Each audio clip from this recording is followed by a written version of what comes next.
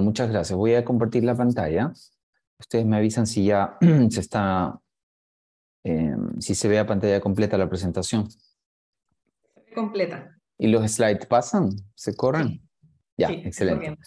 Bueno, muchas gracias otra vez por la invitación. Encantado de conversar un poco sobre cuál es la situación de la capa de ozono en nuestro hemisferio. Primero, un par de minutos para hablar de qué es lo que hacemos, qué es lo que hace mi grupo de investigación, el Grupo de Investigación Antártica CL, del que yo soy parte. Nosotros somos un grupo de investigadores, la mayoría de ellos relativamente jóvenes, que nos dedicamos a estudiar la influencia que la Antártica tiene en el clima global y los efectos del cambio climático en la Antártica. Nosotros tenemos nuestra base en el laboratorio de radiometría y fotometría en la Universidad de Santiago. Este es más o menos los equipos que en general operamos en el campus de la universidad, que son básicamente los mismos equipos que tenemos repartidos también a lo largo de 3 laboratorios ubicados a lo largo de una transecta de 4.000 kilómetros entre el desierto de Atacama en el norte de Chile, en Chagnantón, hasta la isla Rey Jorge, en el extremo norte de la península antártica. Ahí tenemos básicamente 3 laboratorios atmosféricos, el que queda más al norte es este que queda en el desierto de Atacama, que queda en el plató de Chagnantón, que es parte del Parque Astronómico de Atacama, un lugar que acoge varios proyectos de observatorios internacionales, no atmosféricos como el de nosotros, sino astronómicos. Es vecino del Observatorio ALMA, seguramente todos han escuchado sobre eso, y básicamente nuestro observatorio astronómico, los que tenemos en Chagnantón, en la zona central y también en la Antártica, son básicamente containers llenos de equipamiento que nos permite hacer un monitoreo de la situación atmosférica. El laboratorio, el que tenemos en el norte, está a 5.000 metros de altura, al lado del Observatorio ALMA. El que tenemos más cerca, en la zona central, más cerca de Santiago, está en La Parva, muy cerca de La Parva, en realidad está en la Reserva de la Naturaleza Hierba Loca, y tiene básicamente la misma instrumentación que el laboratorio que tenemos en el extremo norte. Como La Parva, este no está tan alto como el del norte, que está a 5.000 metros de altura, este está a 2.600 metros de altura, entonces este es el mismo laboratorio durante el verano en el que la nieve estacional desaparece. Santiago, tal vez se alcance a ver en esta fotografía, está debajo de esa nube de aerosoles, desafortunadamente consecuencia de la contaminación. El laboratorio que a nosotros nos interesa más, que además es el que nos permite hacer monitoreo del agujero de ozono, el que queda en el extremo norte de la península antártica, anexo a la base Escudero del Instituto Antártico Chileno. Tenemos más o menos en los mismos laboratorios la misma instrumentación, pero en la Antártica tenemos instrumentación adicional que nos permite no solamente monitorear el ozono, sino también monitorear cosas que son muy abundantes en esa zona del mundo. Esta es la zona más nublada del mundo, así que tenemos instrumentación que, afiliada a diversas redes internacionales, nos permite hacer un monitoreo de los cambios en la atmósfera que en esa zona del mundo ocurren. Una cosa que hacemos habitualmente ahí también es lanzar ozonosondas. Las ozonosondas son básicamente instrumentos que van atados a un globo atmosférico que va midiendo la concentración de ozono mientras asciende a los 30 kilómetros de altura. Y eso es más o menos relevante porque el ozono no se encuentra en general cerca de la superficie, sino que el ozono bueno, el ozono estratosférico, se encuentra arriba de los 10 kilómetros de altura. Así que, como les decía, nosotros operamos de manera permanente esos 3 laboratorios atmosféricos. Y hacemos algunas mediciones también un mes al año cerca del polo, en un lugar que se llama Glaciar Unión. Esto queda a 2.000 kilómetros al sur de el extremo norte de la Antártica, 3.000 kilómetros al sur de Punta Arenas, más o menos lejos, pero un lugar estratégico para medir la profundidad que el agujero ozono tiene. Tenemos, le decía, diversos tipos de instrumentación, pero si a uno le piden resumir qué es lo que nosotros hacemos en esos laboratorios, bueno, nosotros tratamos de monitorear cambios en la composición atmosférica. Y entre las cosas que medimos, la que, como les decía, es relevante para nosotros, una de las cosas más relevantes que hacemos es medir ozono, la concentración de ozono a distintas alturas y la columna de ozono, es decir, el acumulado total de ozono presente en la atmósfera. Como les había adelantado, el ozono es un gas que se presenta en general en altas concentraciones a partir de los 10 kilómetros de altura. La capa de ozono es el ozono que se encuentra entre los 10 y aproximadamente los 50 kilómetros de altura. Es ahí, en esta parte de la atmósfera que se llama estratosfera, donde la mayoría del ozono se encuentra. Seguramente todos hemos escuchado del agujero ozono. El agujero ozono es un agotamiento masivo en la concentración de ozono estratosférico, este ozono que está a 10 kilómetros, arriba de 10 kilómetros de altura, que ocurre en general solamente entre agosto y diciembre de cada año sobre la Antártica. Por ejemplo, esto es una imagen que muestra el agujero ozono del año pasado. El color azul indica concentraciones relativamente bajas de ozono. Y como ustedes pueden ver, en septiembre del año pasado, en septiembre de cada año es más o menos el mes en el que se da el pic del agujero ozono, es decir, cuando el agujero ozono alcanza su máxima profundidad y su mayor extensión. La extensión del agujero ozono en general bordea los 20 millones de kilómetros cuadrados. Estamos hablando de una zona enorme del planeta, que presenta concentraciones extraordinariamente bajas de ozono durante un periodo de tiempo que, como les decía, va entre septiembre y diciembre. Ahora, una pregunta que uno en general se suele hacer es ¿por qué el agujero ozono está concentrado en Antártica? Como muy bien adelantaban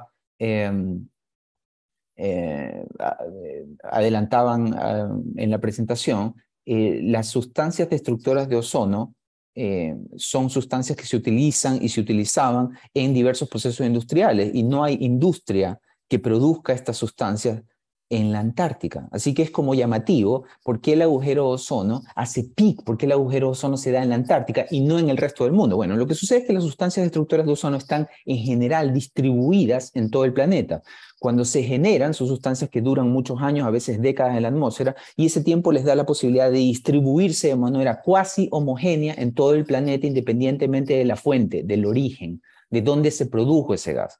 Así que esas sustancias están en todo el planeta, pero esas sustancias, para destruir de manera más eficiente el ozono, requieren ciertas condiciones meteorológicas particulares que en general solamente se dan en la Antártica. Es por eso que en la Antártica, entre septiembre y diciembre, cuando se dan esas condiciones particulares, la destrucción de ozono es particularmente masiva, particularmente eficiente sobre la Antártica. Entonces es en esa fecha donde se provoca el agujero ozono, que es, como les digo, una consecuencia de esa eficiente destrucción de ozono que las sustancias destructoras de ozono provocan. Ahora, entre esas condiciones particulares destaca la más obvia, las bajas temperaturas. Son las bajas temperaturas que se dan no solamente en la Antártica, sino todavía más bajas en la parte alta sobre la Antártica, arriba de los 10 kilómetros sobre la Antártica. Las temperaturas son varias decenas de grados bajo cero y esas temperaturas extraordinariamente altas facilitan la destrucción de ozono. Y esas temperaturas tan altas, por supuesto, no se dan en ninguna otra parte del mundo. De hecho, no se dan de manera muy frecuente, al menos en el Ártico, en el Polo Norte. No hay frecuentes agujeros, ni tan grandes ni tan profundos, de ozono. ¿Por qué? Porque no es tan frío el Ártico. La única zona del mundo suficientemente fría como para provocar una eficiente destrucción de ozono es la Antártica. Por eso el agujero ozono, a pesar de que ahí no se provocan, no se generan las sustancias destructoras de ozono, se da solo en general en Antártica. Ahora, no solamente la baja temperatura, sino que la clave está en que las bajas temperaturas que se dan sobre la estratosfera antártica facilitan la formación de unas nubes de hielo a gran altitud. Esas nubes de hielo se llaman nubes estratosféricas porque se dan en la estratosfera, polares porque se dan sobre la Antártica. Ahora, las nubes esas son muy importantes para facilitar la destrucción de ozono porque facilitan las nubes, como son de hielo, están formadas por cristales de hielo en suspensión. El hielo facilita una superficie que permite a las sustancias destructoras de ozono destruir de manera más eficiente el ozono. Es decir, cuando no hay las nubes, no es que las sustancias destructoras de ozono no destruyan el ozono, pero esa destrucción es mucho más eficiente cuando hay una superficie sobre la que las moléculas que destruyen el ozono pueden juntarse con la molécula que destruye el ozono. Entonces, es esa superficie la clave que explica por qué se destruye de manera más eficiente el ozono. Esas nubes estratosféricas polares que requieren para su formación temperaturas extraordinariamente bajas en general solamente se dan en Antártica y solamente se dan entre septiembre y diciembre. Después de diciembre, cuando llegue el verano a la Antártica, la temperatura en la Antártica no es que sea calurosa, pero ya no es suficientemente baja como para permitir la formación de estas nubes estratosféricas polares. A veces se alcanzan a ver estas nubes desde la superficie, como les digo, son nubes que están por encima de los 10 kilómetros de altura, lucen más o menos como esta, ¿ok? Esas son las famosas nubes estratosféricas polares. Ahora, no son en todo caso, y eso es lo que tenemos que tener todos claro, las nubes el problema. Las nubes son un fenómeno natural, las nubes estratosféricas polares, estas nubes de hielo son naturales. El problema son estas sustancias destructoras de ozono, ya lo adelantaron previamente, las sustancias destructoras de ozono, originalmente eran los clorofluorocarbonos, etcétera, fueron reguladas su uso, su emisión, su producción en el Protocolo de Montreal. El Protocolo de Montreal, ya lo decían antes, está por cumplir 35 años, se firmó en 1987 y ha ido experimentando distintas enmiendas importantes, las últimas de Kigali, que han ido básicamente agregando a la lista de sustancias prohibidas, a la lista de sustancias destructoras de ozono, distintas otras. Ahora, la gracia es que debido al cumplimiento prácticamente a nivel global del Protocolo de Montreal, las concentraciones de estas sustancias que cuando se emiten pueden durar varias décadas en la atmósfera, no solo que han comenzado a bajar, sino que ya han bajado mucho. La semana pasada, la NOAA, la Agencia Atmosférica y Oceanográfica de los Estados Unidos, que tiene una red global de monitoreo de estas sustancias, confirmó que la concentración de estas sustancias que destruyen el ozono ya han bajado a la mitad de lo que tenían que bajar. Es decir, el Protocolo de Montreal es, en efecto, el protocolo medioambiental más, el mejor protocolo medioambiental de la historia, el más eficiente, el más efectivo, porque ha logrado no cerrar el agujero de ozono aún, pero está disminuyendo el problema principal. La concentración de las sustancias destructoras de ozono está bajando y ya bajó la mitad de lo que tenía que bajar. Se encuentra a un 50% por encima aún de las concentraciones prácticamente nulas que existían a inicios de la década de los 80. Todavía nos queda un trecho por avanzar, pero ya podríamos decir que ya no se espera que el agujero ozono continúe creciendo. De hecho, estamos más o menos claros que el agujero ozono, a pesar de que se sigue abriendo cada año, porque todavía hay estas sustancias destructoras de ozono, ¿okay? El agujero ozono ya presenta una tendencia clara hacia la recuperación. Por ejemplo, esta es una gráfica que muestra desde los años 80, cuando se descubrió el agujero ozono, el tamaño promedio del agujero ozono cuando alcanza en general su pico en septiembre. Entonces, como ustedes pueden ver, en los 80 comenzó a crecer el agujero ozono, alcanzó su pico, el máximo agujero ozono jamás registrado ocurrió ya hace más de 15 años, el 2006. Más de 25 millones de kilómetros cuadrados, y a partir de ahí hemos tenido agujeros a veces más grandes, a veces más chicos, a veces muy grandes, a veces muy chicos, pero lo importante en estas cosas medioambientales no es la variabilidad interanual, es decir, año a año no hay que fijarse en estas cosas, lo que hay que fijarse es en la tendencia, y la tendencia es más o menos clara. Desde que se firmó en 1987 el protocolo, no solamente que logró detener el crecimiento del tamaño, el crecimiento del agujero de ozono, sino que además ya logró claramente experimentar esa extensión media del agujero de ozono, una baja. Está disminuyendo el tamaño promedio del agujero de ozono, y eso es, no por suerte, sino gracias al Protocolo de Montreal. Ahora, sin embargo, hay ciertas cosas que igual son relevantes para nosotros. Es decir, ya estamos claros que el agujero eventualmente va a dejar de abrirse o se va a cerrar definitivamente, que eso es lo mismo. Esperamos nosotros, de acuerdo al último Ozone Assessment, o sea, el último documento que resume el consenso científico al respecto, esperamos nosotros que el agujero de ozono deje de abrirse en la segunda mitad de este siglo. La fecha estimada es alrededor del 2050. Entre el 2050 y el 2060, el agujero de ozono debería dejar de abrirse. Es decir, nosotros esperamos que esta tendencia continúe hacia la baja. Pero hay ciertas cosas que todavía nos tienen que preocupar. No la tendencia ya es buena, sino esta variabilidad interanual, ¿ok? Nosotros tenemos agujeros a veces pequeños y a veces grandes. ¿Qué es lo que explica eso? Que a veces tienes un agujero muy grande y el siguiente año tienes agujeros más pequeños. Bueno, cosas externas a la caída continua en las sustancias destructoras de ozono. Las sustancias destructoras de ozono van cayendo año tras año, en eso vamos súper bien. Pero hay otras cosas que pasan años tras año que provocan estas grandes variaciones en el tamaño medio del agujero de ozono. Por ejemplo, uno de los agujeros de ozono grandes de la última década, los dos más grandes han sido el 2015 y el 2020. Entonces, algo tiene que haber pasado el 2015 y el 2020 para que el agujero de ozono haya sido tan grande esos años. Bueno, el 2015 fue el Calbuco. El Calbuco en la Patagonia chilena erupcionó. Ahora, ¿cuál es el problema con esta erupción particular? La potencia de la erupción del Calbuco. El Calbuco fue una erupción tan explosiva que fue capaz de inyectar una gran nube de ceniza, de aerosoles, de partículas en la parte alta de la atmósfera. Es decir, esta no es una erupción que alcanzó 1 kilómetro de altura, 2 kilómetros de altura, sino decenas de kilómetros de altura alcanzó la ceniza volcánica expulsada por esta potente erupción. Es decir, se inyectó a la parte donde está el ozono, la estratosfera, gran cantidad de partículas, y esas partículas no caen inmediatamente, sino que son capaces de mantenerse varios meses en la Antártica. Entonces, ¿qué es lo que sucedió en el 2015? El Calbuco erupcionó y esas partículas alcanzaron a quedarse en la estratosfera, en la parte alta de la atmósfera, varios meses, suficiente cantidad de meses para que los vientos las arrastraran hacia la Antártica. Cuando llegó a la Antártica, provocó ese enorme agujero de ozono del 2015. Ahora, en el 2020 hubo otro enorme agujero de ozono, también fue la misma situación. Partículas alcanzaron la parte alta de la atmósfera. En este caso particular no se debió a una erupción muy explosiva, sino a enormes incendios forestales que se dieron en el sureste de Australia.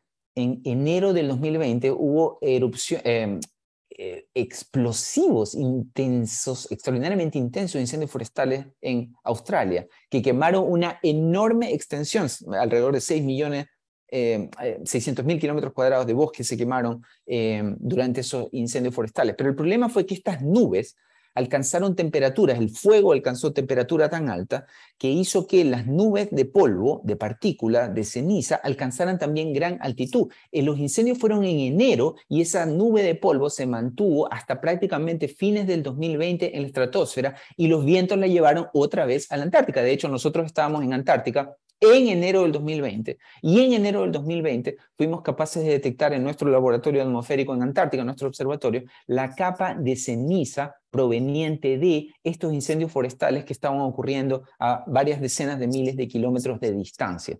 Esta nube que nosotros alcanzamos a detectar no estaba tan alto, estaba a menos de 10 kilómetros de altura, pero hubo otras nubes de ceniza todavía más altas que se mantuvieron no en enero, sino en septiembre, cuando se abre el agujero de ozono, y que causaron que el agujero de ozono del 2020 también fuese récord. Ahora, uno podría pensar, bueno, pero ¿qué tiene que ver la ceniza del volcán o la ceniza de los incendios? ¿Por qué afecta eso la capa de ozono? Porque esas partículas, la ceniza, son partículas, y esas partículas también ofrecen una superficie en la que las moléculas que destruyen el ozono pueden asentarse, y cuando logran asentarse, bueno, provocan una más eficiente destrucción de la capa de ozono. Entonces, te fijas cómo en general, los que aportan esa superficie en Antártica son los cristales de hielo de las nubes estratosféricas polares, que son un fenómeno natural. Pero a veces, como pasó en el 2015 como en el Calbuco, como pasó en el 2020 con los incendios forestales récord en Australia, hay ceniza, que no son cristales de hielo, sino que son otro tipo de partículas que también aportan la superficie que facilita y hace más eficiente la destrucción del ozono por parte de las sustancias destructoras de ozono. ¿Te fijas? Entonces, estos eventos anómalos que no ocurren todos los años son los que están explicando esta gran variabilidad interanual en el tamaño del agujero de ozono. Es lo que explica por qué a veces tenemos agujeros de ozono más grandes que otros años. Entonces, el agujero de ozono del 2020, el de hace un par de años, fue interesante para nosotros, no solamente porque provocó no solamente porque fue extenso, sino que además por el hecho de que fue extenso y se alargó, no se cerró como usualmente pasa a inicios de diciembre, sino que este se cerró después de Navidad. Bueno, eso significó que se mantuvo grande durante mucho tiempo, lo suficientemente grande durante mucho tiempo para permitir que aire con relativamente bajas concentraciones de ozono lograse acercarse a zonas pobladas del hemisferio sur. Y las zonas pobladas del hemisferio sur más cercanas al agujero de ozono son la Patagonia chilena y la Patagonia argentina. Entonces sucede que en diciembre, inicios de diciembre del 2020, de ese agujero récord de hace un par de años, hubo un evento de extrema radiación ultravioleta en Punta Arenas y en Ushuaia. Esto fue a comienzos de diciembre del 2020, debido a que el agujero de ozono de ese año fue particularmente récord, debido a los incendios forestales que habían ocurrido a inicios de ese año, en enero de 2020, en Australia. ¿Se fijan cómo la cascada de problemas? Entonces, este evento de radiación ultravioleta hizo que durante un par de días la radiación ultravioleta en Punta Arenas, donde la radiación ultravioleta de manera natural, por estar tan cerca del polo, es relativamente baja, haya sido durante unos días casi tan alta como la radiación ultravioleta, que es de manera naturalmente alta en el desierto de Atacama. ¿Te fijas? Entonces, son como cosas extraordinarias las que han estado sucediendo con el agujero de ozono. A pesar de que la tendencia es positiva y que eventualmente se va a cerrar, esta variabilidad natural en el tamaño del agujero de ozono nos sigue causando problemas, y los problemas no están solamente limitados a estos eventos anómalos de extrema radiación ultravioleta en el extremo sur del país. No, no, esa es solamente una parte del problema. Hay otra parte del problema que nos está causando el agujero de ozono, que es esta conexión que el agujero de ozono tiene con el clima y en particular con el cambio climático. Es decir, el agujero de ozono no solamente es famoso porque absorbe radiación ultravioleta, sino que el agujero de ozono también tiene otro efecto sobre nosotros, que es su efecto en el clima. El agujero de ozono no solamente absorbe radiación ultravioleta, sino que también absorbe otro tipo de radiaciones solares. Entonces, cuando se da el agujero de ozono sobre la Antártica, hay mucha menos radiación solar siendo absorbida donde el agujero de ozono está, es decir, en la parte alta de la Antártica. Como hay menos absorción de radiación solar en la parte alta de la Antártica durante el agujero de ozono, entonces hay menos energía solar que se queda en la parte alta de la Antártica. Y como la parte alta de la Antártica está recibiendo menos energía por el agujero de ozono, tiene la tendencia a enfriarse. Entonces, por ejemplo, estas son mediciones muy interesantes que muestran cómo cambió la temperatura en la parte alta de la Antártica, 22 kilómetros sobre la superficie antártica, desde que apareció el agujero de ozono. El agujero de ozono tiene la tendencia a provocar un enfriamiento en la parte alta de la Antártica, porque cuando no hay ozono, debido al agujero, hay menos energía solar siendo absorbido en esa zona. Entonces, desde que el agujero de ozono apareció, comenzó a enfriarse la parte alta de la Antártica. ¿Ok? Como les comenté hace un rato, el mayor agujero de ozono jamás registrado fue el 2006. A partir del 2006, hace 15 años, comenzó, entre comillas, a cerrarse el agujero de ozono en la Antártica. Entonces, la temperatura en la parte alta de la Antártica ha comenzado a recuperarse. Pero, como ustedes pueden ver, hay años peores que otros, hay años con temperaturas altas, hay años con temperaturas bajas, ¿ok?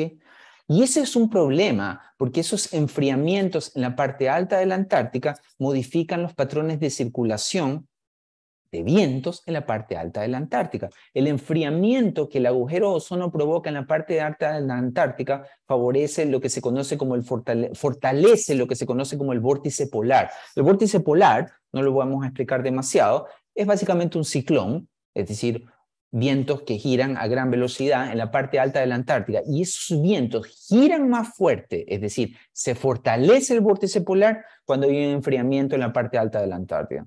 Ahora, como esto sucede en la parte alta de la Antártica, uno podría decir, en la parte alta de la atmósfera sobre la Antártica, uno podría decir, bueno, nosotros no vivimos ahí, nosotros vivimos bastante lejos.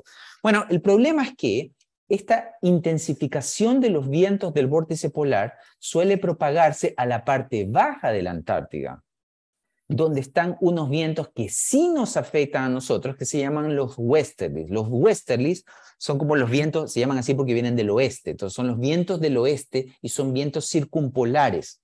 Entonces sucede que en las últimas décadas se ha registrado una intensificación de los westerlies. Este es un mapa que muestra la Antártica al centro, y ustedes pueden ver la zona roja del mundo, alrededor de la Antártica, es la zona en la que se han intensificado los westerlies desde que apareció el agujero de ozono en la década de los 80. Ahora, como ustedes pueden ver, esta intensificación de los westerlies no está confinada a la Antártica, es en una zona mucho más grande que afecta ya prácticamente buena parte del océano austral. Y no solo eso, sino que la intensificación de los vientos, estos vientos ya en superficie, ya no en la parte alta de la Antártica, la intensificación de los westerlies cerca de la Antártica ha provocado otras anomalías en los vientos en zonas donde ya vive gente. De hecho, en zonas donde vivimos nosotros. Se le atribuye a la intensificación de los westerlies los cambios en los patrones de circulación que han contribuido a las anomalías en lluvias, en precipitaciones que están, entre otras cosas, secando Chile. Entonces, antes de ir a esas anomalías de precipitación, a las que la intensificación de los westerlies a la que el agujero de ozono está contribuyendo, ¿ok? Antes de ir a eso, hay que, para los que están interesados en estos temas, hay un índice climático que se llama el modo anular del sur, conocido como SAN, también le dicen oscilación antártica. Este es un modo climático, ¿ok? Que es básicamente una medida de la intensidad y corrimiento hacia el sur de los westerlies. Es un índice climático muy importante, ¿ok? Esta cosa de aquí no debería mostrar una tendencia, debería tener, no tendencia, puede tener años con valores altos o valores positivos, años con valores negativos, pero el problema es que desde que apareció el agujero de ozono hay una clara tendencia hacia valores positivos en el SAM, dice uno. ¿Qué significa eso? Bueno, que los westerlies se han fortalecido. ¿Y quién los ha fortalecido? En alguna medida, al menos desde la década de los 80, el agujero de ozono es el que ha estado jugando un rol muy importante en la intensificación de los westerlies y en la tendencia anómala a valores positivos en el SAM. Ahora, todos los que saben sobre meteorología, climatología en Chile saben que hay una anticorrelación, una correlación negativa entre la intensificación del SAN y las precipitaciones. Cuando el SAN muestra una tendencia a valores positivos, las lluvias en la zona centro-sur de Chile caen. Y eso es desafortunadamente lo que ha estado sucediendo desde que apareció el agujero de ozono en la década de los 80. Como se intensificaron los westerlies, ¿okay? Cambiaron los patrones de viento en todo el mundo, en todo el hemisferio sur, perdón, comenzaron a cambiar los patrones de precipitaciones en el hemisferio sur. Desde la década de los 80 ha habido una tendencia a la caída en las precipitaciones en la zona centro y centro-sur de Chile. Por otro lado, comenzaron a aumentar las precipitaciones en esta zona, Uruguay, noreste de Argentina, sureste de Brasil, comenzó a secarse un poco de Nueva Zelanda y comenzaron a disminuir también las precipitaciones en Madagascar. Es decir, ha habido cambios importantes en los patrones de precipitación que comenzaron con el agujero de ozono y que van a continuar hasta que se cierre el agujero de ozono. ¿Te fijas cómo el agujero de ozono en buena medida es responsable no solamente de eventos aislados y no permanentes de intensificación de la radiación ultravioleta en el sur del país, sino que además el agujero de ozono ha estado implicado en la pérdida de precipitaciones que desde hace varias décadas nosotros, Nueva Zelanda y Madagascar están experimentando. Ahora, este es un zoom al mapa anterior, ¿ok? Ustedes pueden ver que en efecto, en alguna medida debido a esta intensificación de los westerlies, a la que el agujero de ozono ha contribuido, nosotros ya perdimos un tercio de precipitaciones a nivel promedio en la zona centro y centro-sur. Pero este es un promedio, esta es la última década. Nosotros en realidad tenemos, y ese es el problema grave, a veces años, este es el año pasado, el 2021, déficit de precipitaciones que no son 30%, ese es el promedio. Nosotros tenemos déficit de precipitaciones que, para que ustedes tengan una idea, en promedio en la zona central fueron superiores al 50% el año pasado. Santiago el año pasado cerró con un déficit de precipitaciones de 66%. Porque esto es importante, las caídas promedio en las precipitaciones esconden variabilidad interanual acentuada. Así como el agujero de ozono tiene a veces tamaños grandes y a veces tamaños menos grandes, bueno, a veces nosotros tenemos déficit de precipitaciones grandes y a veces peores. ¿Se fijan? La variabilidad interanual importa, y esa variabilidad interanual no solamente te fijas la pérdida de precipitaciones promedio, sino que la variabilidad interanual está llevándonos a perder precipitación en la zona central de Chile, que está llevándonos a cosas dantescas como esta. Esta es una imagen del lago Peñuela que terminó de secarse, prácticamente terminó de secarse este año debido a ese año extraordinariamente seco que tuvimos el año pasado. Un trabajo que nosotros presentamos este mismo año hace ver la correlación que existe entre la profundidad del agujero de ozono y las precipitaciones, no solamente en Chile, sino también en Australia y en el sureste de África. Cuando hay poco ozono, en general, en Antártica, eso desafortunadamente significa inundaciones durante el verano. El ozono en primavera es un buen indicador de las precipitaciones en el verano. Cuando tienes poco ozono en la primavera antártica, el verano va a estar muy, muy lluvioso en Australia. Es la cosa inversa a lo que sucede en Chile. Así que bueno, estas variaciones extraordinarias en el agujero de ozono que hemos visto en los últimos 3 años, por supuesto que han tenido, más allá de la tendencia positiva, ¿no?, estas variaciones interanuales que hemos tenido en los últimos 3 años. El 2019 un agujero extraordinariamente pequeño, el 2020 extraordinariamente grande, el segundo más grande de la última década, el 2021 también relativamente grande, han tenido consecuencias, y esas consecuencias han sido particularmente graves en Australia. En el sureste de Australia, por ejemplo, como hubo un agujero extraordinariamente pequeño el 2019, en septiembre, octubre y noviembre del 2019, entonces en enero y febrero del 2020 tuvieron sequía en Australia. Y esa sequía en Australia fue la que contribuyó a la intensificación de los incendios forestales, que crearon estas grandes nubes de polvo que al final provocaron una intensificación del agujero de ozono ese mismo año. Y como hubo, por lo tanto, muy poco ozono, es decir, un agujero de ozono extraordinariamente persistente e intenso ese año, entonces la primavera siguiente en Australia hubo inundaciones. ¿Se fijan como la cadena de problemas? El agujero de ozono del año pasado también fue extenso y profundo. En septiembre de 2020 también, 21 fue bastante grande. Por lo tanto, este verano austral, el de este año, Australia también experimentó inundaciones. ¿Se fijan? Entonces, la moraleja es que, y esto es muy interesante, el agujero de ozono no solamente afecta en el hemisferio sur la radiación ultravioleta, que ya eso es malo, sino que también tiene su extensión y profundidad efectos muy relevantes, mucho más allá de la Antártica. ¿Qué nos espera para el futuro? Bueno, veamos qué es lo que nos espera ahora, el futuro de este mes y el mes próximo. Estaba revisando yo los datos satelitales del agujero de ozono de este año. Hasta ayer, el dato último disponible corresponde al 11 de septiembre, el agujero de ozono de este año ya tenía alrededor de 22 millones de kilómetros cuadrados, es decir, estaba un poco por encima del promedio de los últimos años. Vamos a ver cómo evoluciona en el resto del año, y eso es relevante porque, como les decía, el tamaño y profundidad del agujero de ozono, sobre todo en esta época del año, a fines de octubre y comienzos de noviembre, va a determinar en buena medida las precipitaciones en Australia, en Chile y en el sureste de África. Vamos a ver cómo va. Pero este año nosotros esperamos que el agujero de ozono sea persistente y profundo. Todavía no se nota tanto. Vamos a ver cómo va. ¿Y por qué esperamos que sea persistente y profundo? Por lo que les comenté antes.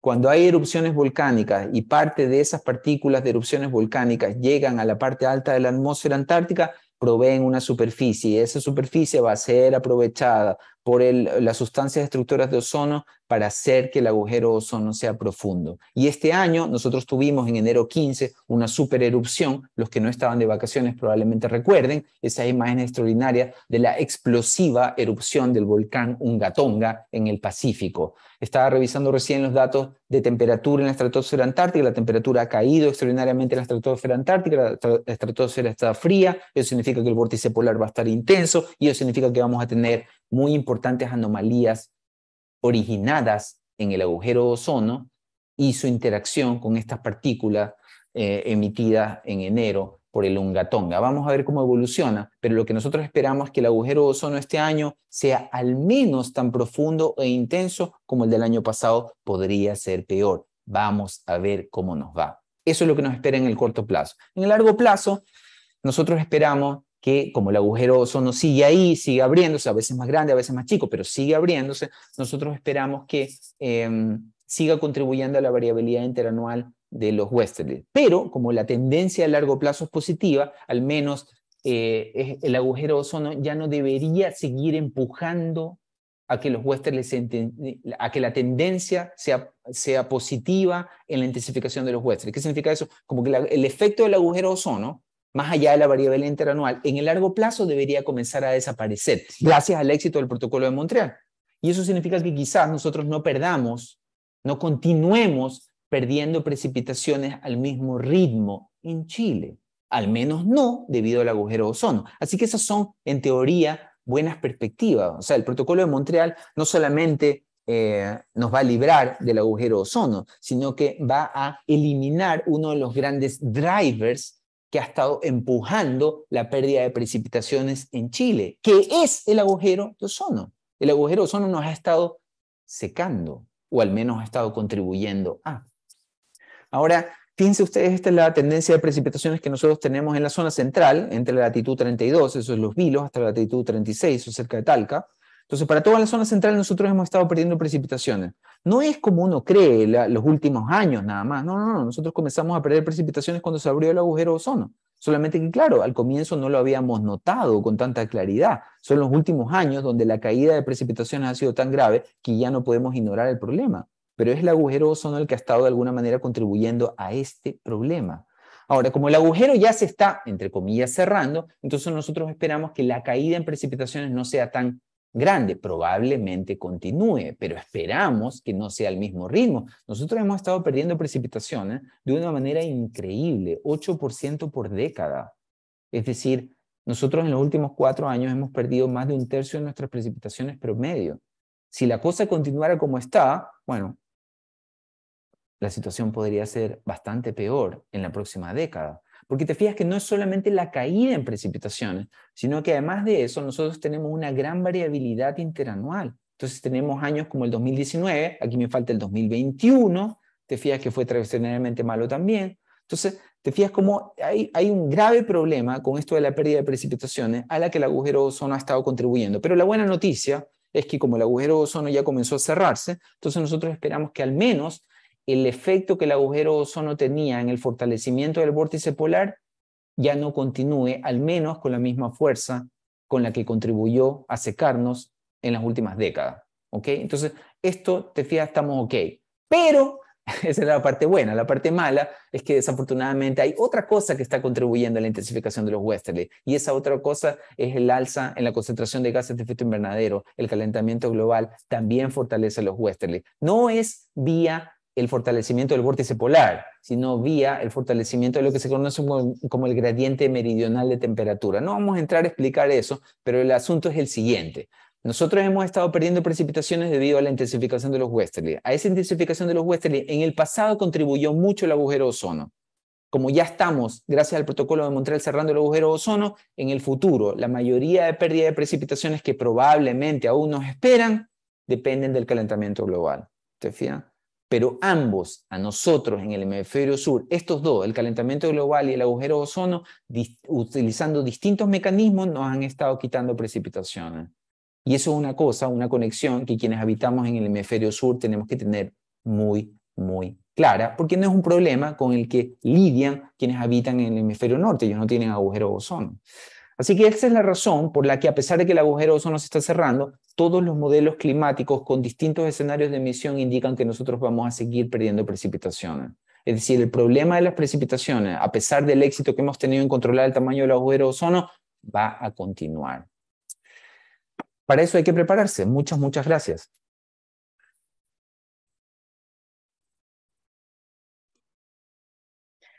Hola, bueno, muchas gracias Raúl por tu presentación. Yo creo que ha sido muy interesante. Nos muestra no solo la importancia de la protección de la capa de ozono para la mantención de la vida en la Tierra. Efectivamente, Chile está hoy en día, gran parte del país, en una situación de emergencia agrícola debido a la pérdida de precipitaciones. De hecho, en la región metropolitana esta misma semana fue declarada emergencia hídrica para las 3 comunas de la zona oriente. Pero además tenemos, y ahí quiero destacar, entre nuestros participantes, participantes de la zona de Magallanes, participantes del norte del país, quienes nos han hecho varias preguntas respecto a tu presentación. Así es que voy a pasar a resumir algunas de estas consultas, Raúl, a ver si tú nos puedes orientar. Tenemos respecto al tema histórico, Alejandra nos preguntó si sobre los eventos, si esto quiere decir que en otras épocas de la historia en que han habido grandes erupciones o incendios, igual se produjo un agujero de la capa de ozono y se podría decir que esto es un fenómeno cíclico. Esa es una consulta. Bueno, eso la puedo contestar rapidísimo. En general, no es un fenómeno cíclico porque no es la ceniza la que destruye el agujero de ozono, es la sustancia destructora de ozono. En el futuro, cuando ya el protocolo de Montreal haya eliminado todas estas sustancias, no importa si va a haber erupción. es como las nubes estratosféricas polares. No es la nube la que destruye el ozono, solamente contribuyen porque aportan la superficie. ¿Te fijas? En el futuro habrá erupciones volcánicas, pero que aportarán una superficie, pero como ya no va a haber sustancias destructoras de ozono, no hay agujero de ozono. Eso, en todo caso, es en general, porque en verdad, existen algunos paleoclimatólogos que han reportado algunos trabajos de que hay ciertas erupciones que incluyen ciertas sustancias destructoras de ozono que pueden destruir el ozono. Y ha habido destrucciones en el pasado, ha habido agujeros de ozono en el pasado, ¿te fijas? Pero no es un fenómeno cíclico, sino que es más bien, podría darse, ¿ok?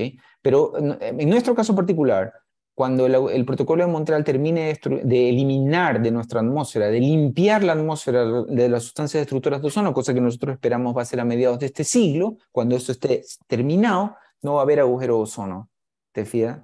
Ni va, aunque haya erupciones volcánicas, a menos que sea una erupción volcánica eh, Por el apocalíptica. Vesubio. Pero una erupción, claro, una cosa apocalíptica, si se acaba el mundo, ya, ¿qué importa? Pero si no es el caso, no, no es un fenómeno cíclico. El agujero de ozono es un problema que nosotros hemos causado, que no se causó solo de manera cíclica, sino que nosotros causamos al inyectar a la atmósfera sustancias que no deberían estar ahí.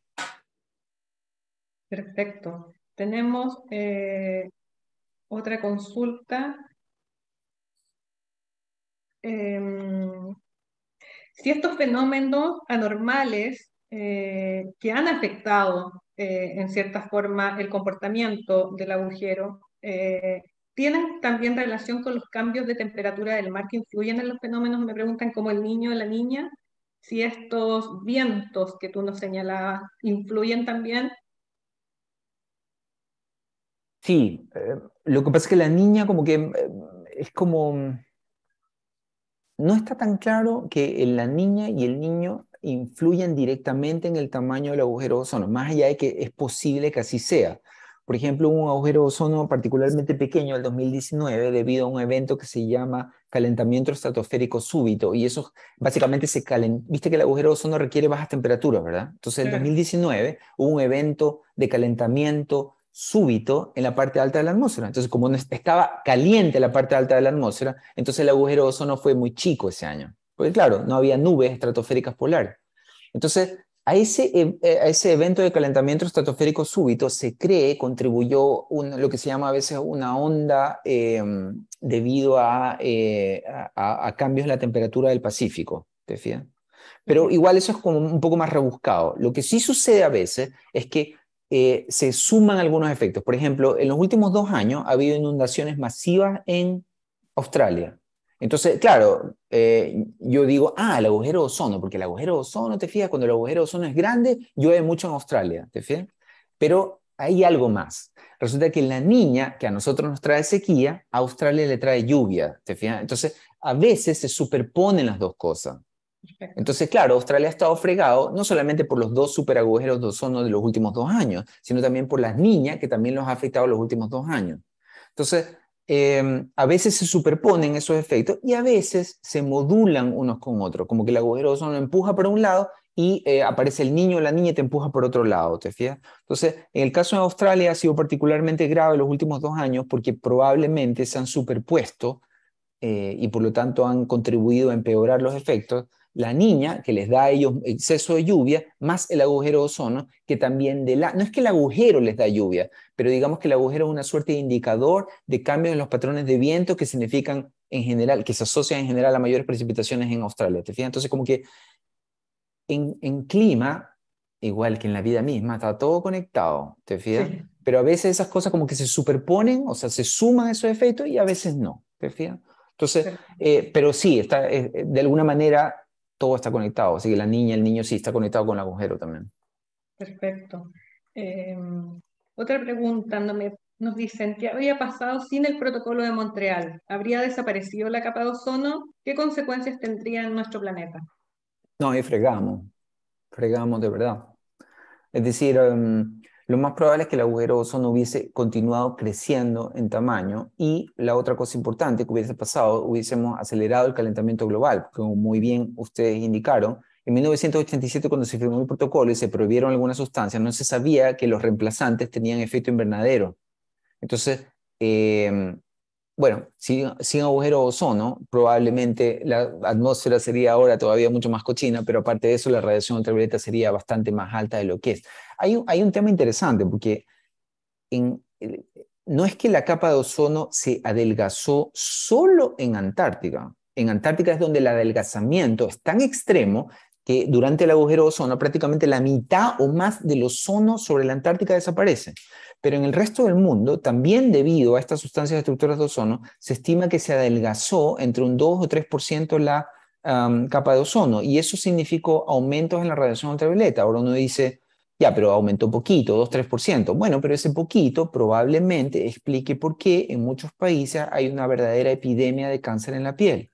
Es difícil atribuirle a las alzas en la radiación ultravioleta, a la pura alza de la radiación ultravioleta, las epidemias de cáncer en la piel. Podría ser también debido a cambios en hábito. Al final, el cáncer en la piel depende no solamente de la intensidad de la radiación ultravioleta, que es la que el ozono aumenta, al desaparecer el ozono aumenta la radiación ultravioleta, sino que también depende de cuánto tiempo te expones al sol. Entonces, a medida que los países son más ricos, la gente tiene más tiempo para hacer actividades que implican al aire libre, que implican exposición al sol. Entonces, como que es difícil saber cuánto el agujero de ozono y ese pequeño adelgazamiento que alcanzó a producir en la capa de ozono a nivel global ha contribuido a cuánta gente ha matado. Pero lo que sí sabemos es que si no hubiéramos hecho nada, la radiación ultravioleta hubiese aumentado bastante más. No en la Antártica solamente, sino en todo el mundo. Y eso significaba víctimas mortales. La gente se muere. El cáncer de la piel es uno de los cánceres más mortales. Y hay una alza muy significativa de cánceres en la piel en la mayoría de países desarrollados. En las estadísticas en Chile no las conozco. Nosotros en Chile, de acuerdo estuvimos colaborando con unos doctores de la Católica que estaban tratando de hacer un estudio sobre la incidencia de la radiación ultravioleta en la formación de vitamina D. Entonces es posible que en Chile la situación no sea tan mala, pero en otros países sí ha habido un alza muy significativa en las últimas décadas de cáncer en la piel. Entonces, en parte de eso es probable que haya contribuido la alza en la radiación ultravioleta debido al agotamiento, al adelgazamiento de la capa de ozono global. Uno dice, pero 2-3%, bueno, 2-3%, anda tú a saber los efectos que eso tiene. Sin el protocolo de Montreal, hubiésemos arriesgado no solamente la vida humana, sino que hay otro problema adicional. El exceso de radiación ultravioleta puede provocar también efectos graves en la biosfera y afectar, por ejemplo, la productividad de los cultivos. Bueno, hay un montón de problemas que afortunadamente pudimos evitar gracias al protocolo de Montreal. Así que, en efecto, en pocos días que viene el aniversario 35, hay que celebrar bien, zapatear bien ese protocolo, porque, bueno, no solamente que salvamos la capa de ozono, sino que de alguna manera hemos salvado la vida en la superficie terrestre. Sin ozono en la atmósfera terrestre, la vida en la superficie del planeta sería inviable. Exacto. De hecho, tenemos dos preguntas muy relacionadas con lo que nos acabas de explicar, Raúl. Por una parte, nos preguntan si Chile es el lugar donde hay mayor radiación ultravioleta en el planeta, debido a su cercanía al agujero. Y nos preguntan que también, aun cuando la tendencia es positiva, es necesario seguir tomando los resguardos a la salud, como bloqueador solar, el factor de protección. Eh, Sí, bueno, siempre hay que protegerse del sol, porque no solamente por la radiación ultravioleta que haya aumentado o disminuido, sino simplemente porque nosotros, como tenemos cada vez más tiempo libre, hacemos más actividades al aire libre y estamos más expuestos a más radiación. Ahora, la primera pregunta era, ¿Chile tiene más radiación ultravioleta del mundo? Sí, pues es uno de los países con más radiación ultravioleta del mundo, pero no es como uno cree por el agujero de ozono, porque el agujero de ozono está confinado, gracias al protocolo, a la Antártica. Si no, el agujero hubiese seguido creciendo, ¿te fijas? Pero como las sustancias destructoras de ozono ya no están aumentando, entonces el agujero de ozono se quedó confinado a la Antártica. Entonces, Chile tiene radiación ultravioleta alta porque siempre la ha tenido, de manera natural. ¿Y por qué nosotros tenemos tanta radiación ultravioleta? ¿Por qué justo Chile? ¿Te fijas? Por la geografía del país. O sea, por ejemplo, todos sabemos que y por otro lado, no es todo Chile, sino que es el norte, la zona centro y centro-norte de Chile. ¿Por qué los observatorios astronómicos más grandes del mundo se instalan en Chile?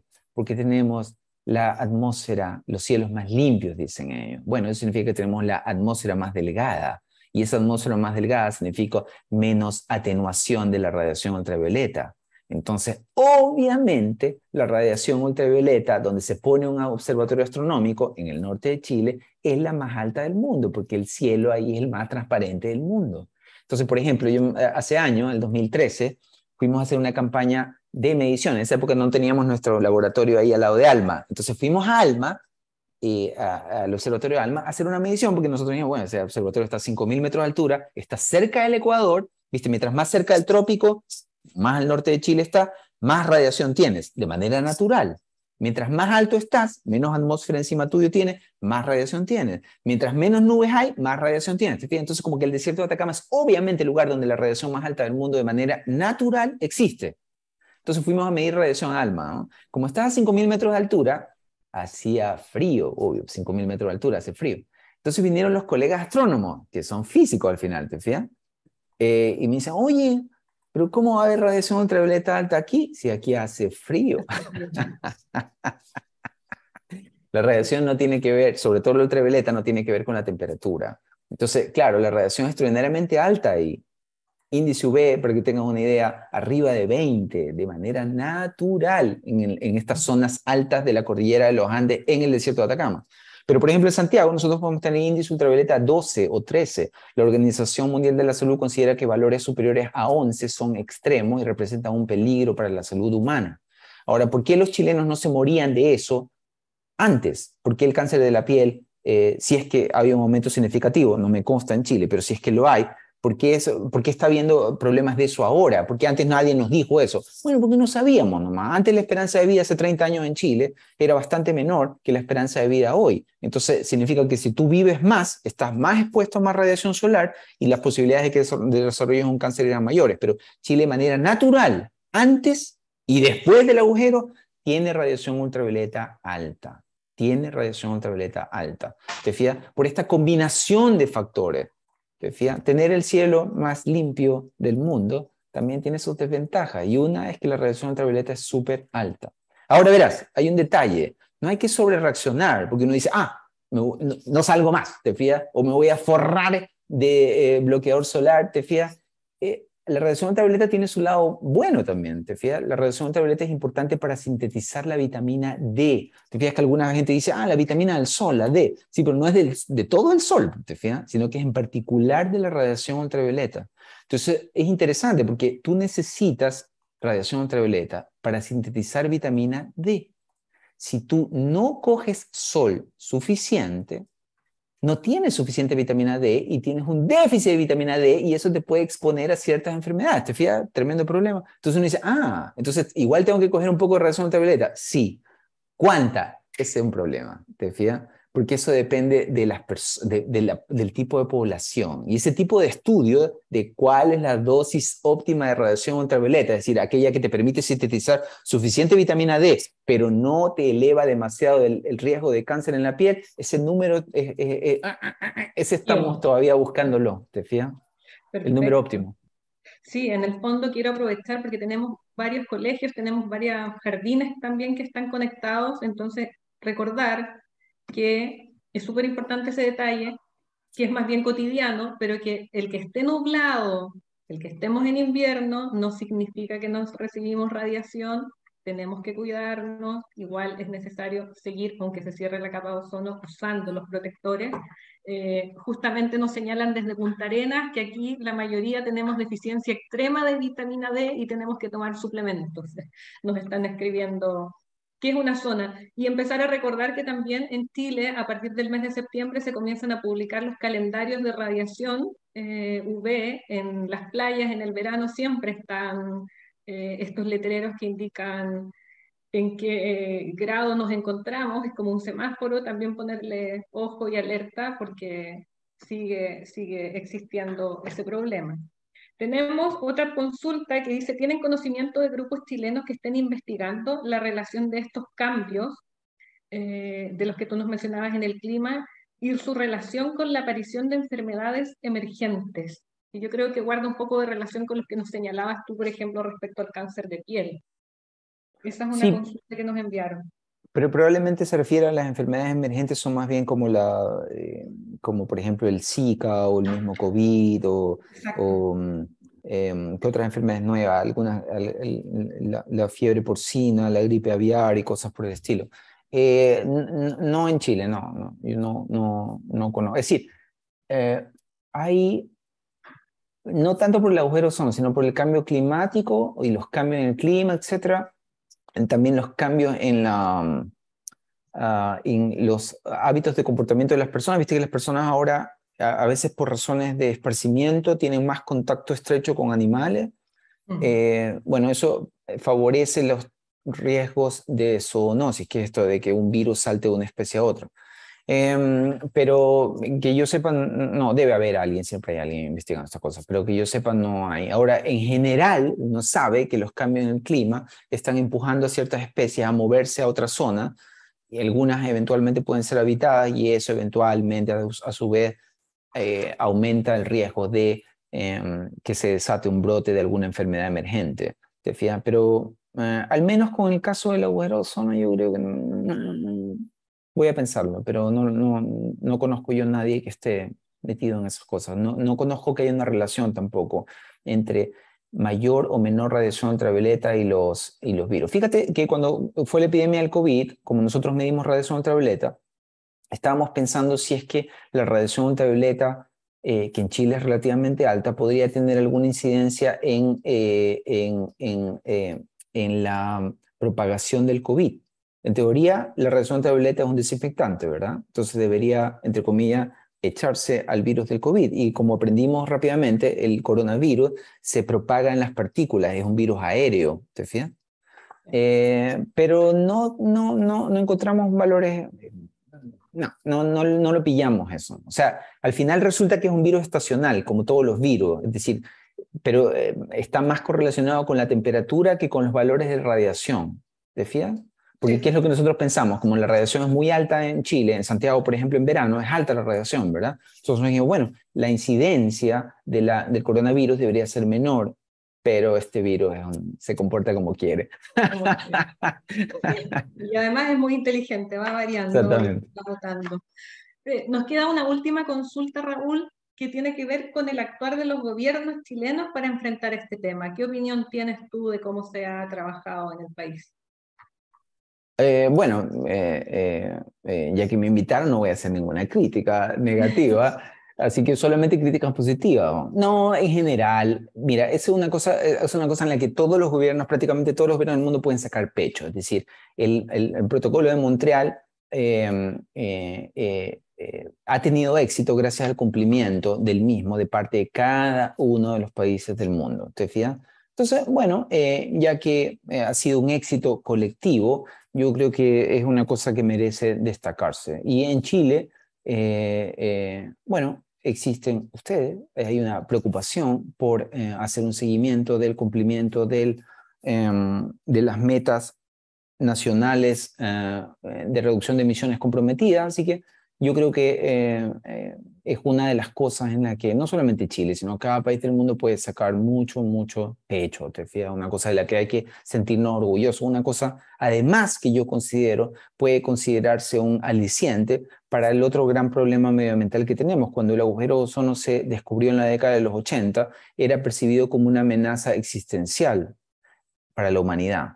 Y parecía en esa época extraordinariamente complejo que más de 100 países del mundo se pusieran de acuerdo, y no solo que se pusieran de acuerdo en firmar un protocolo, sino que además lo cumplieran para eliminar la emisión de estas sustancias destructoras de ozono. Después de casi 35 años de la firma de ese protocolo, estamos claros que no solamente que hubo un compromiso, sino que ese compromiso a nivel global se cumplió. Y esa es una lección positiva que siempre es bueno mantener en la cabeza cuando las malas noticias relacionadas con el cambio climático actual hacen que uno pierda un poco la fe y diga, oh, esto no tiene solución, vamos a fregar.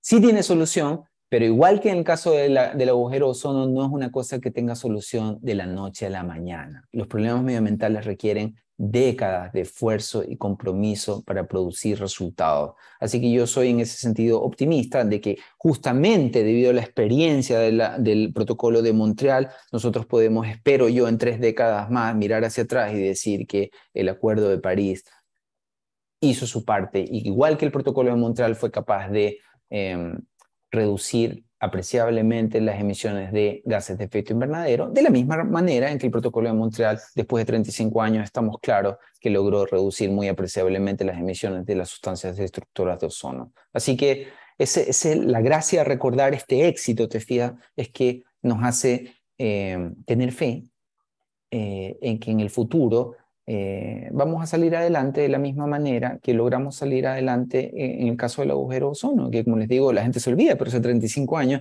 era percibido como una amenaza extraordinaria, existencial para la humanidad, de la misma manera que hoy el cambio climático lo es.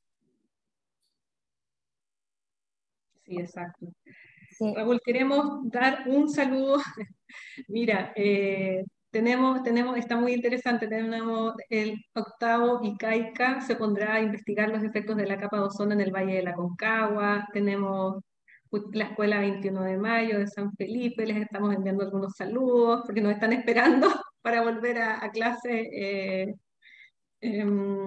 Liceo Osorno College, colegios de Punta Arenas. Me gustaría cerrar pidiéndote una pequeña reflexión pensando en todos los estudiantes que tenemos en este momento conectados en el fondo y que son nuestras nuevas generaciones. ¿Qué mensaje les darías tú respecto a esto mismo que has hablado, de cómo el protocolo ha dado un ejemplo de poder solucionar un problema ambiental global? ¿Qué cosas pueden seguir haciendo ellos? ¿Cómo pueden actuar desde hoy en adelante para, bueno, la gran lucha que tenemos hoy en día, que es el cambio climático, y también seguir entonces con esta meta de que a mitad de este siglo podamos cerrar el agujero de la capa de ozono? Bueno, mi mensaje a los chicos es que los que quieran, los que se interesen, se dedican a estudiar ciencia. Es decir, la ciencia es entretenida y a veces te da la chance de poner un granito de arena para solucionar problemas que tienen interés global. En el caso particular del agujero de ozono, el agujero de ozono fue descubierto en los años 80 debido a una previsión sobre la destrucción de la capa de ozono producida por estas sustancias destructoras de ozono que hizo un latinoamericano, Mario Molina. En esa época era profesor en el Tecnológico de Massachusetts en Boston, pero era un colega mexicano que escribió un paper a fines de los 70 explicando cómo la emisión de estas sustancias podían dañar la capa de ozono. Mario Molina es, por lo tanto, responsable del descubrimiento del agujero de ozono, de que podamos entender la química detrás de la destrucción del ozono y, por supuesto, es, por lo tanto, también responsable de que hayamos podido resolver este problema. La moraleja es que el gran héroe de esta historia recibió un premio Nobel de Química como premio, es un latinoamericano, es un chico que creció en México y que no es, por lo tanto, demasiado diferente a los chicos que están creciendo hoy en Chile. Un científico descubrió este problema, un científico creó la conciencia global de este problema y un científico de alguna manera colaboró en solucionarlo. Así que yo espero que alguno de los chicos que escuchan hoy sea el Mario Molina del futuro, no que resuelva el problema del agujero de ozono, si ya lo tenemos listo, no que resuelva el problema del cambio climático, sino el problema que va a venir después, porque si hay algo en lo que somos buenos también, es en meternos en problemas. Así que vamos a necesitar un científico héroe que nos salve de esta. Ojalá que alguno de estos chicos sea ese. Perfecto. Bueno, les damos las gracias a todos quienes han participado. Te damos las gracias, Raúl, por esta presentación. Les informamos que va a quedar, la vamos a publicar en el sitio web de la Unidad Ozono, en la página web del Ministerio del Medio Ambiente, para que puedan entonces bajarla y sacar entonces todas las lecciones. Le damos los saludos a Melipeuco, que vemos ahí que van a construir un semáforo para observar la radiación con los pequeños científicos, dicen, de 2 a 4 años. Eso, esperamos en, no sé, en las siguientes décadas tener alguno de ustedes haciendo también una presentación un día como hoy.